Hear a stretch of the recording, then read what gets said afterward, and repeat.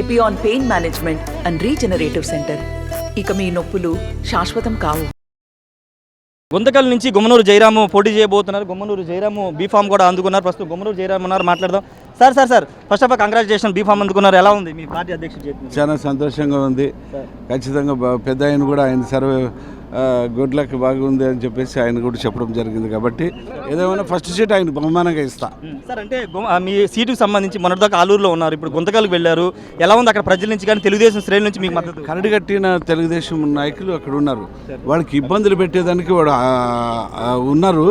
ఇప్పటికి బయట వచ్చి మేము పార్టీని గెలిపించుకుంటాము, మా గుమ్మనూరు జయరాముని గెలిపించుకుంటాం అనేది చాలా బాధ. అంటే అనంతపురం సంబంధించి కానీ లేకపోతే ఉమ్మడి అటు రాయలసీమ జిల్లాల మీద వైసీపీ ప్రత్యేక ఫోకస్ పెట్టింది, ఎక్కువ స్థానాలు గెలుస్తామని వాళ్ళు చెప్తున్నారు. అది ఇంపాసిబుల్, జరిగేది లేదు. మొత్తం 14కి 14 గెలిచే ఛాన్స్ ఉంది టీడీపీ. సరే, గుంతకల్లో కొంత అసమ్మతి, కొంతమంది ఇక్కడికి వచ్చారు, వాళ్ళని ఎలా కలుపుకుని వెళ్ళబోతున్నారు? అందరూ కూడా ఆత్మీయ సమావేశం బట్టి అందరూ కలుపుకొని కుటుంబ సభ్యులకి అయిపోదాము, పార్టీని గెలిపించుకుందామని చెప్పి నాతో పాటు వాళ్ళందరూ వచ్చారు. అంటే గుమ్మనూరు జయరాం పాత్ర ఓన్లీ గుంతకల్ ఉంటుందా? అనంతపురం, కర్నూలు, ఆలూరులో కూడా పనిచేయబోతుందా? గుంతకల్లు, కర్నూలు జిల్లా, అనంతపురం జిల్లా కూడా సాధ్యమైనంత వరకు నేను తిరిగి పార్టీని గెలిపించుకుంటా.